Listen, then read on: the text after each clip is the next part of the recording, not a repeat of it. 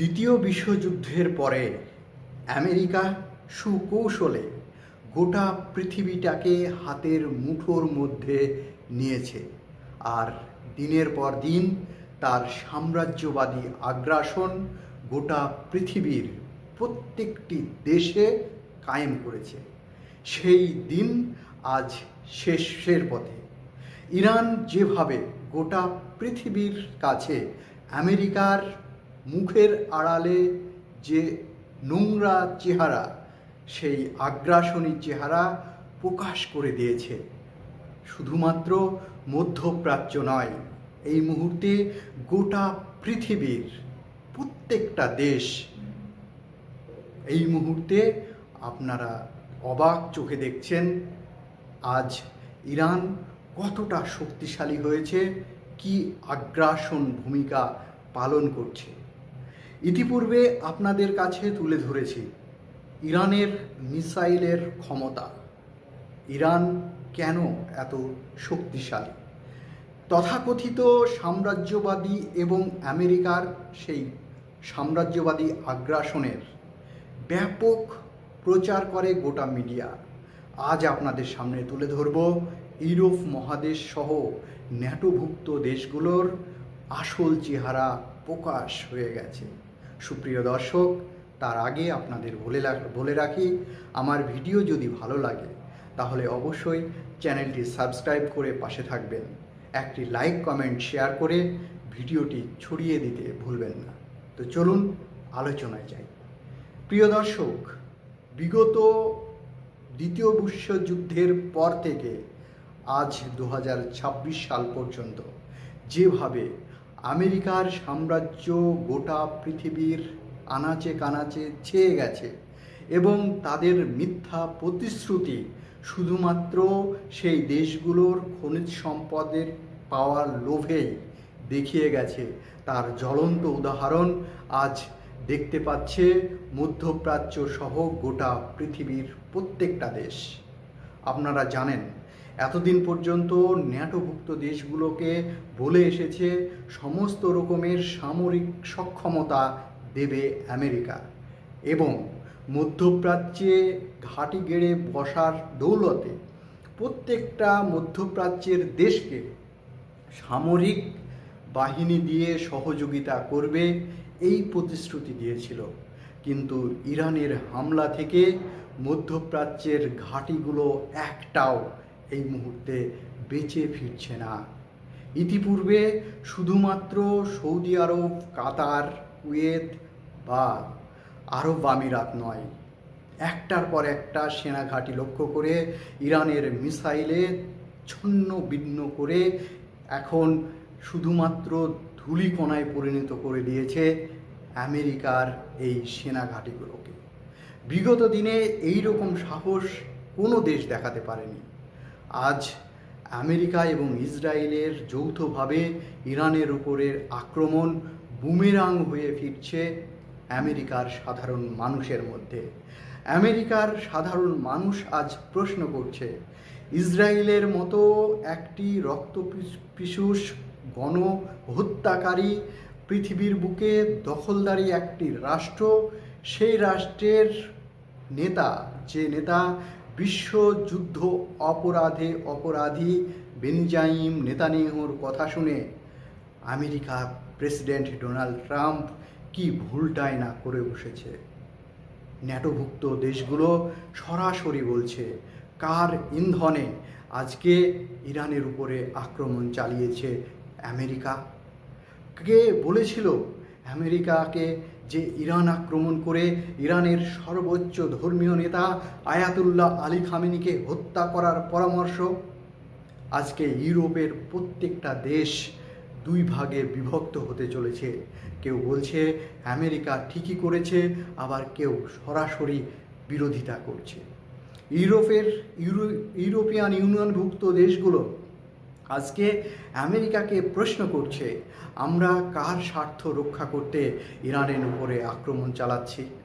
আজকে দিনের পর দিন আমেরিকার সাধারণ মানুষের করের টাকায় অর্জিত যে সম্পদ ধ্বংস করছে, একদিকে জেলেনস্কিকে রাশিয়ার সঙ্গে যুদ্ধ করতে লাগিয়ে দিয়েছে, অন্যদিকে ইসরায়েলকে দিনের পর দিন সহযোগিতার হাত বাড়িয়ে দিয়ে গাজার উপরে সাধারণ নারী পুরুষের উপরে নির্বিচারে গণহত্যা চালিয়েছে এই বেঞ্জামিন নেতানিয়াহু, আর সহযোগিতা করেছে আমেরিকা। আমেরিকার কী স্বার্থ আছে এখানে, প্রশ্ন করছে খোদ আমেরিকার সাধারণ মানুষ। আজকের দিনে দাঁড়িয়ে খোদ আমেরিকার ভিতরেই কোণঠাসা হয়ে পড়ছে ডোনাল্ড ট্রাম্প। ডোনাল্ড ট্রাম্প দিশাহারা হয়ে গেছে, পাগলের মতো আচরণ করছে এই মুহূর্তেতে সে নির্দিষ্ট করে বুঝিয়ে বলতে পারছে না যে কি কারণে আজকে আমি ইরানের উপরে আক্রমণ চালিয়েছি। আসল ঘটনা তো অন্য কিছু। আপনারা জানেন, এপস্টেইন কাণ্ডকে কেন্দ্র করে গোটা পৃথিবীর রাজনৈতিক মহল যখন তোলপাড়, ছোট ছোট শিশু, বাচ্চা নারীদেরকে, বাচ্চা মেয়েগুলোকে যেভাবে যৌন কেলেঙ্কারির মতো নোংরামিতে ভরপুর এই এপস্টেইন কাণ্ড, আর এই এপস্টেইন কাণ্ডের মেন হোতা আমেরিকার প্রেসিডেন্ট ডোনাল্ড ট্রাম্প আর চিরচরের বন্ধু সেই বেঞ্জামিন নেতানিয়াহু। তাহলে শুধুমাত্র এপস্টেইন কাণ্ড থেকে পৃথিবীকে মুখ ঘোরানোর জন্যই আমেরিকা কি এই কাণ্ড ঘটাতে চলেছে, এবং ইসরায়েল তার চিরদিনের খুন খারাপিকে ঢেকে নতুন করে পৃথিবীকে কি শান্তি ফেরানোর ন্যূনতম চেষ্টা করে দেখেছে এই রক্তচোষক বেঞ্জামিন নেতানিয়াহু? আমরা যাদেরকে তথাকথিত শক্তিধর দেশ বলে পরিগণিত করি, আজকে গোটা পৃথিবী দেখতে পাচ্ছে তাদের শক্তি কত ক্ষীণ, তাদের মিথ্যা ফানুস গোটা পৃথিবীর প্রত্যেকটা দেশ আঙুল তুলে প্রশ্ন করছে। সেই কারণেই তো স্পেন থেকে সরাসরি বলে দিয়েছে, স্পেনের প্রধানমন্ত্রী বলেছেন, আমরা আমাদের এখানে যে আমেরিকান ঘাঁটি করে বসে আছে সেই ঘাঁটি কোনোভাবেই ব্যবহার করতে দেব না ইরানকে ধ্বংস করার জন্য।